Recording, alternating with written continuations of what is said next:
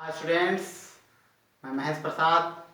पिछले वीडियो में हम लोगों ने त्रिघात बहुपद का गुणनखंड पढ़ा। बहुपद पूरा लेसन हम लोगों ने पढ़ लिया। आज हम लोग एक नया लेसन जो बहुत ही महत्वपूर्ण लेसन है, दो चर वाले रैखिक समीकरण, इसको पढ़ेंगे। तो सबसे पहले आइए हम यह जानते हैं कि बहुपद और समीकरण में अंतर क्या है। तो जैसा कि हम जानते हैं कि बहुपद 5x प्लस 3 4x स्क्वायर धन 3x धन 8 ये बहुपद है। बहुपद में केवल एक पक्ष होता है, बहुपद में केवल एक पक्ष होता है, जबकि समीकरण में अगर ये 5x प्लस 3 है तो बराबर 0, 4x square plus 3x plus 8 बराबर 9, यानी कि इसमें दो साइड होता है। समीकरण में, इक्वेशन में दो साइड होता है और बहुपद में केवल एक साइड होता है। तो आपके समझ में आ गया होगा। तो जैसा कि आपके सामने समीकरण है 3x प्लस 2y इक्वल 19, यह दो चर वाला रैखिक समीकरण है। दो चर क्योंकि x और y दो वेरिएबल हैं, और रैखिक समीकरण इसलिए है क्योंकि इस पर पावर एक है। पावर एक रहेगा तो रैखिक समीकरण, दो चर राशि हैं इसमें। अब दो चर वाले रैखिक समीकरण का व्यापक रूप हम लोग पढ़ेंगे।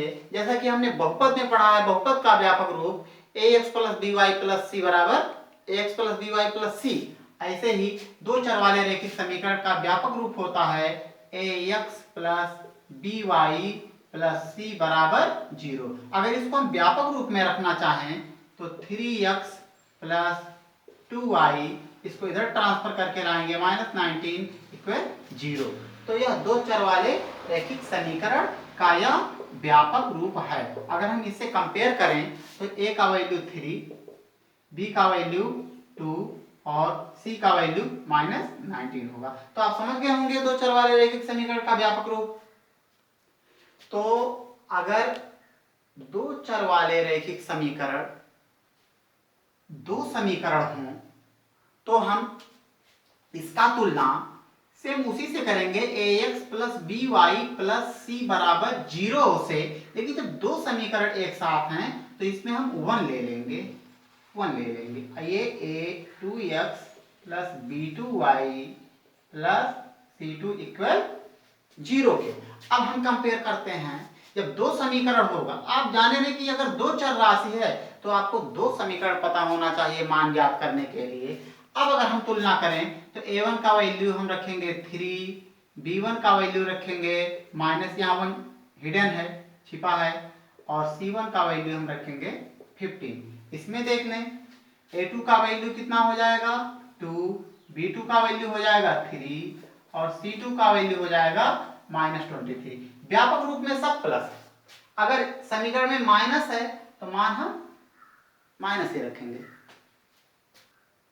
हाँ तो स्टूडेंट्स, अब हम लोग दो चर वाले रैखिक समीकरणों के हल की प्रकृति को जानेंगे।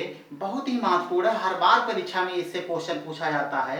या तो प्रकृति पूछेगा या इसके कितने हल हैं यह पूछता है। तो आपके सामने दो दो समीकरण के तीन युग्म दिए गए हैं। x minus 2y equal 0, 3x plus 4y minus 20 equal 0। मैंने आपको दो चर वाले रैखिक समीकरण से a1, a2, b1, b2 और c1, c2 निकालना बता दिया। आप देखें यहाँ पर a1 इससे 1 1 निकलेगा, इससे 2 निकलेगा। a1 मतलब 1 और a2 का मतलब 3। a1 अपान a2 का मान हम निकाले हैं, b1 अपान b2, b1 के जगह पर -2 और b2 का मान हमने कितना निकाल लिया है 4 निकाल लिया है। अब आप ध्यान रखें, आपके पास दो ऑप्शन है, या तो ये अचर पद दोनों अंदर ले आए या तो दोनों बाहर ले जाएं, कोई प्रॉब्लम नहीं है। यहाँ पर जैसे -9 -18 अंदर है, आप चाहें तो ये बाहर ले सकते हैं। तो a1 बटे a2 1/3 आ गया और b1 बाई b2 -2/4 आया और c1 बाई c2 0 को अंदर ले लें 0/-20। तो यहाँ पर हम तुलना कर रहे हैं अनुपात का, तो क्या मिल रहा है a1 बटे a2 और ये b1 बटे b2 ये दोनों आपस में इक्वल नहीं है। यहाँ देख लीजिए a1 अपान a2 2/4, b1 अपान b2 3/6 और c1 अपान c2 -9 अपान -18। इसमें देखिए अगर इसको मैं छोटा करूं तो 2 1 2 2 4, 3 1 3 3 1 3 3 2 6 9 9 9 9 2 18, सबका वैल्यू 1/2 आया। यहाँ पर तीनों क्या है आपस में बराबर है, a1/2 equal b1/b2 equal c1/c2। और यहाँ देख लीजिए a1/a2 में 1/2, b1/b2 में 2/4 और c1/c2 में -4/12। अगर इसको हम देखेंगे 1/2 ये भी 1/2 आएगा, लेकिन ये 1/3 आ जाएगा। तो a1/a2 इक्वल b1/b2 इक्वल नहीं है c1/c2 के। अब देखिए अगर इसको हम ग्राफ में निरूपित करते हैं, अगर a1/a2 बराबर नहीं है b1/b2 के, तो प्रतिच्छेद करती हुई रेखाएं मिलेंगी। ग्राफ पर इस तरह से प्रतिच्छेद करती हुई रेखाएं मिलेंगी। ग्राफ आपको पता है कि यह x अक्ष है और यह y अक्ष है, तो ये रेखाएं इस तरह की होंगी जो किसी एक बिंदु पर काटेंगी। इसका बीजगणितीय निरूपण होगा, x और y का केवल एक एक हल निकलेगा, x और y का एक एक हल निकलेगा। अब जब a1/a2 equal b1/b2 equal c1/c2 रहेगा तो रेखाएं क्या होंगी, संपाती होंगी, यानी कि इस पर दोनों रेखाएं इस तरह से संपाती होंगी। अगर इसको मैं ग्राफ पर बताऊं तो ग्राफ पर ये होगा, अगर ये रेखा यहां से गुजर रही है तो दूसरी रेखा भी इसी पर गुजरेगी, यानी अनंत जगह पर इसको प्रतिच्छेद करेगी। यहाँ पर एक जगह प्रतिच्छेद किया तो एक हल मिला, और ये दोनों रेखाएं जब एक दूसरे के ऊपर रहेंगी तो अनंत स्थान पर प्रतिच्छेद करेंगी, इसलिए इसके अपरिमित रूप से अनेक हल होंगे। और जब a1/a2 इक्वल b1/b2 इक्वल नहीं c1/c2 होगा तो इसका ये फिगर बनेगा कि दोनों रेखाएं परस्पर समांतर होंगी, पैरेलल होंगी, एक दूसरे को कहीं भी नहीं काटेंगी। और जब नहीं काटेंगी तो उसका कोई हल नहीं होगा। अगर इसका बीजगणितीय रूप में देखूं तो अगर एक रेखा ऐसे जा रही है तो दूसरी रेखा ऐसे जाएगी, यानी इसके बीच का डिस्टेंस हमेशा बराबर होगा। तो बात समझ में आपके आ चुका होगा। हाँ, तो केवल एक हल अगर हो रहा है तो उसको हम संगत कहते हैं। केवल एक हल है तो उसको हम कहेंगे संगत, कंसिस्टेंट। और अगर अपरिमित रूप से अनेक हल हैं, यानी हल अगर है तो उसको हम संगत कहेंगे। और जब कोई हल नहीं रहेगा तो इसको हम असंगत कहेंगे, यानी इनकंसिस्टेंट।